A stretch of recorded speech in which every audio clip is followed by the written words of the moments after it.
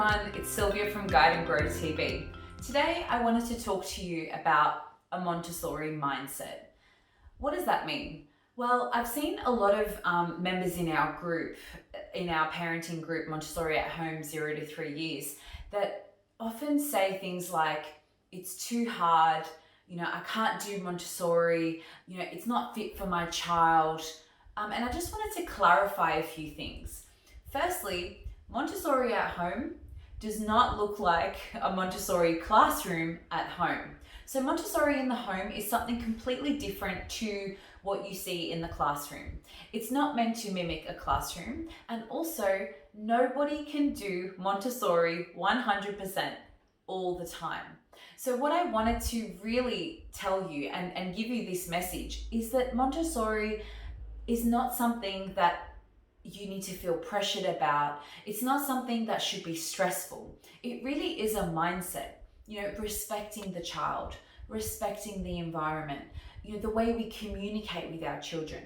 It really is more about the philosophy than having all of these Pinterest perfect homes, these Instagram, with all the shelves and the materials. Yes, the materials play a part, but there isn't to say that DIY materials are not just as good. We really have to go back to this mindset of not having these really high expectations of what a Montessori child should be doing or what a Montessori home should look like.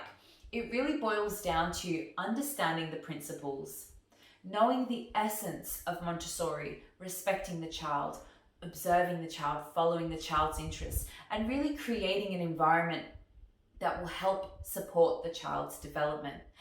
Just a few tips on how to shift our mindset. Firstly, hit pause.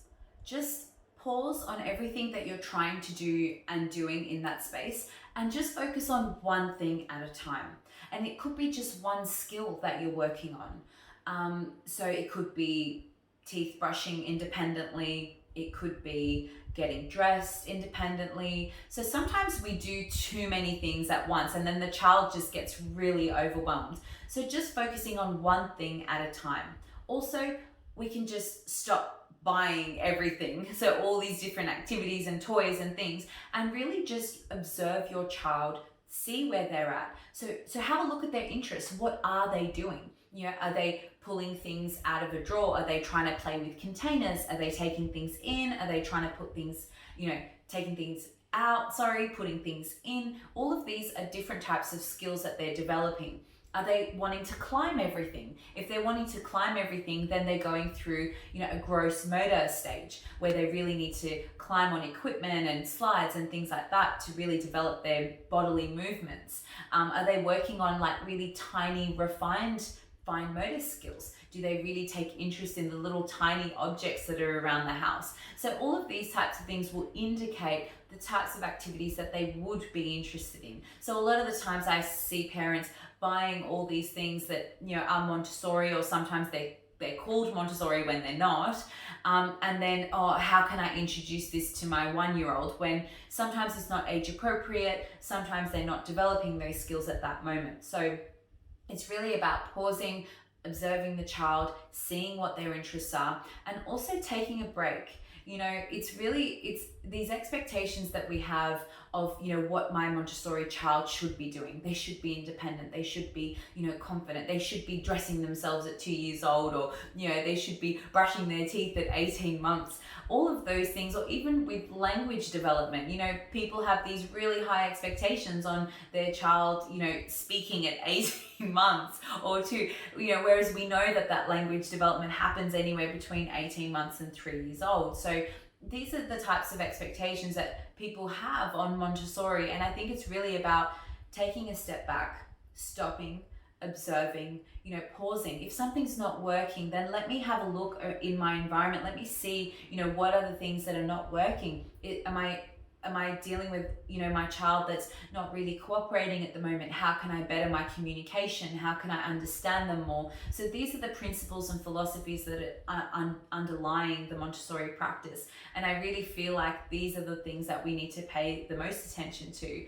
And don't worry about what it's looking like in someone else's home or having, the perfect Montessori setup, because those things do not exist. You do the best that you can for your child and your home and your family, and that's what matters the most.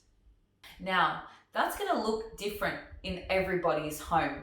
So there aren't two homes that are going to look the same that practice Montessori, and that's okay. You might do, 50%, 70%, 30%. And it really doesn't even matter about the percentage. It's really the mindset of Montessori and what it embodies, and the philosophy, and understanding the principles and practice that are underneath Montessori. Now, we have a great video on Montessori in 5 minutes that explains some of these key principles and philosophies that go around Montessori. But I just wanted to tell you guys, no matter how much Montessori you do at home, it's okay. There are no comparisons or expectations, and it really boils down to the mindset. Now, it is really hard in general to respect the child and learn how to communicate so that you can engage cooperation and have healthy boundaries in the home. It takes consistency, it takes a lot of practice, and it comes over time. It's not just a quick fix. Oh, I've got my Montessori shelf, I'm now doing Montessori at home. It's really something that takes a lot of time and commitment to be able to put these principles into place. And it does come over time and practice. And then you'll be seeing the benefit as you progress, as the months go by. So you can use our amazing group as support. I just wanted to let you guys know that we are here for you throughout your Montessori journey. It's going to look different in everybody's home, and that's okay. What it really boils down to is the mindset. Nothing is ever too hard. We've really got to understand and lower our expectations of what we perceive it to be, and realize the principles and the practice that go underneath it, and knowing that the child really is the center of the philosophy. So I hope that's helped you guys, and I can't wait to see you soon. Bye.